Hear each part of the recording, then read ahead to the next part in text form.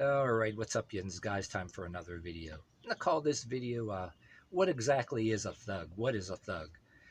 And some people, it's like a slur. If you've seen on the news, there was like some school bullying that made the news, and some coach was under fire because he called the bullies thugs. And some of these things I saw in the news, it wasn't anybody because of their race, and the perpetrators were not any particular race, but people took issue. But then there's a culture too in music that both black and white people listen to, that the word thug is a high regard thing. Some people call it a slur at their convenience, but some people are also held in high regard, and it's used as a word that they're one and they're proud of it. No different than you know how some people are gay, and being called queer was a slur, right? But there are people that actually class themselves and call themselves queer. You know what I mean? It can be a slur or it can be high regard depending on what your culture is. And to me, what a thug is, first of all, let's say what thuggery really is. It can come from any race: white on white, black on black, black on white, white on black, sometimes in numbers, sometimes in where somebody knows that they can't kick so and so's butt, so they can be a couple weaker individuals, and they need to get a couple of their buddies. And what thuggery usually is, and yes, if you get assholes that make repetitive calls, the police, and certain police can be biased, or biased people make repetitive calls. You know, the president of the Future of Freedom Foundation has said in a video that I watched, said, quote, that certain police, what some of them do, it's like what goes on in fascist Italy and communist Russia. Police act effectively as thugs. Well, there's also another type of, that kind of thuggery, and then there's other kind of thuggery where you get the stronger, dominant alpha males, the people that are always looking to go off on somebody, right? And you get these other groups of people who want to make repetitive remarks or complaints to them so that they can get them or their people or their thugs to go beat you up on a he said, she said. And whether it's police thuggery or other thuggery, which is against the law, taken into one's own hands, usually it's childish school kid shit, but it gets into people in cities shooting people. For example, it can be somebody a different race as you or the same race as you, right? Instead of politely asking you, oh, somebody said this or that. In a lot of cases, if you're black or white watching this and somebody says he or she said, she said, I called you this or that, a lot of times you don't even need to fucking come to me or come to so-and-so and address it, but you could ask me. That's being civilized, and I can say yes or no. No, I didn't say that. Or in some cases, in some cases I'd respond and say, I don't even fucking know you. How could I have said that? But a lot of times it's not even really necessary to come to me or so-and-so, but it's better to do that. But if you come with a mentality, or whether it's me or fictitious so-and-so situation, so-and-so said this or that, so we're going to go to so-and-so. If you come to it without asking something civilized, for example, right, with the sole intent of not asking me, that you're going to come and tell me, or with a couple of your buddies, or you because you're on steroids, or because you're this or that, whether you're this race or the same race as me or whatever the fuck you are, and instead of being civilized and asking me so I can say yes or no, come with the attitude that if I smart off to you, telling me how this is going to be, and telling me that I said this and I'm a liar, and that you're going to, if I don't shut up, or if I get smart, that you're basically, the whole deal, what you'd be doing is coming with the sole intent to go off on me or threaten to commit aggravated assault, or the ultimatum that if this is how something is going to be, because, well, instead of asking me or anything, oh, you're actually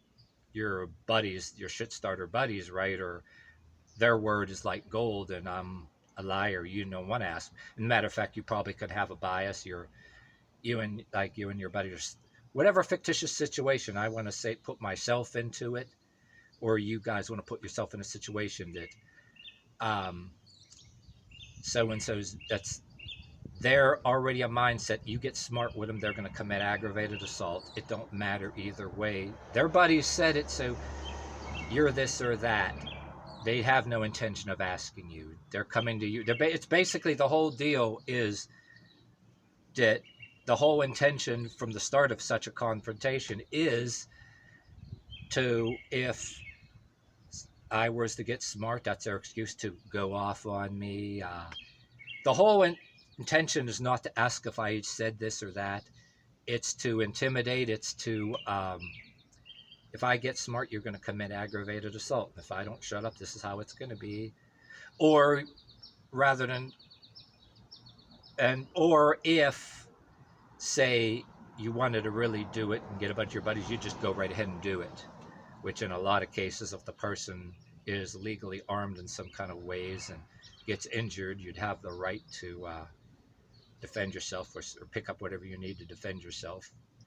Kick somebody's knee out, and or do whatever the hell, if it's not a very good, it's basically thuggery. It's an illegal way of taking something to somebody's own hands, like damn school kids be doing. And then say, if you're a person that's new in the school, or you're poor, or you don't pay enough taxes, the principal and the teachers look you up, they won't do anything about it, because these are so and so's kids. There's school. It starts out as school bullying. Then these other older people, they're getting gangy. Like, and you're old, you can be living on a certain block, and everybody on the block is in a clique. And it comes in many lifestyles. In matter of fact, in some cases, in a workplaces where it can get physical, which the boss can fire everybody for it, or it can be somebody that is immune from being fired by the boss. It's not always physical thuggery. It's verbal thuggery, and the threatening of threatening of your job or whatever the hell. And meanwhile, there's so and so does way worse, and he should have been fired a long time ago. But the people that, just because you lip off and you question something, you get somebody that's a bad boss, that's on a power trip, right? That'll or the guy next to you that he's related to them, he can have that. There's shit like that going on. It's a different type of thuggery that ain't physical, and it can turn into, you shut up, or not only we'll fire you, you get smart, we can have authorities escort you out if you don't leave right now, and things like that, which there's lawyers you can get involved, and it's a mess there. But yeah, mostly it's a topic that people are being intimidated out of talking about by they're on the news trying to call it a if you will, a racial thing. They play that card. Say, like I said, if it's somebody that's the same color as you and there's no racism involved, like I said, it can be black on black, black on white, but they will use certain things that you're not allowed to use the word. But there's other words other than thug you can use too. Bully, shit starter, person that's looking for an excuse to go off on somebody and take it in their own hands rather than looking for excuse to go on. It can be, like I said, you can, instead of they're trying to play with words and block you from using certain words. And certain words are easier than saying person who is looking for a reason to go off on somebody. He's looking for an excuse to go off on somebody rather than ask him a question. That's a long bunch of things to say, so you have to have a bunch of people to agree on a basic meaning. And like I said, the meaning is also cultural. It's held in high regard. It's used as a slur, but people play the slur card, but it's also in music and culture held in high regard.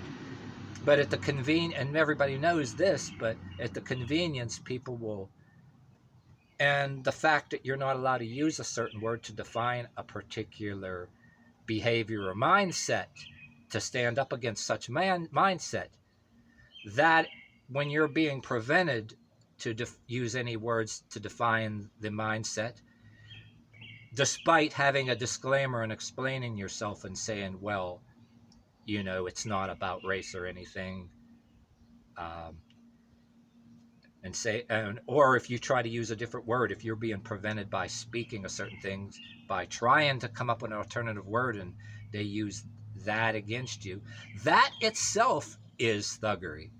So to recognize bullying or thuggery and speaking out against it, being prevented being prevented from speaking out against it is in fact thuggery. But if you want to use a different word, um, and they want to play the card and say you can't use that because you're implying, then these people can just go fuck a porcupine. Go fuck a goddamn porcupine, because um, you're not going to just totally intimidate people out of saying stuff. You just can't do that. It's got to be defined and explained. And if you point out something somebody else is doing, but like I said, I'll tell you remind you one more time. It's a lot of times it's in a confrontation of taking something into one's own hands. Usually it's an illegal thing to do because of its sole intention to have an excuse to go off on somebody or commit aggravated assault. And its aspect of thuggery is illegal because of that, because it's going in there totally looking for trouble and looking to go off on somebody and telling a person that you make demands of somebody, and then if you get smart, we're going to commit aggravated assault, we're going to beat you up, put you in the hospital. And plus, if you manage to stand up or defend yourself in any kind of a way, we can play a card and reverse it too. It's a kind of a way of, the preventing of defining it and speaking out against it. Is a matter of fact, it is what it is. And people play with words to try to stop you from saying it, but it is what it is.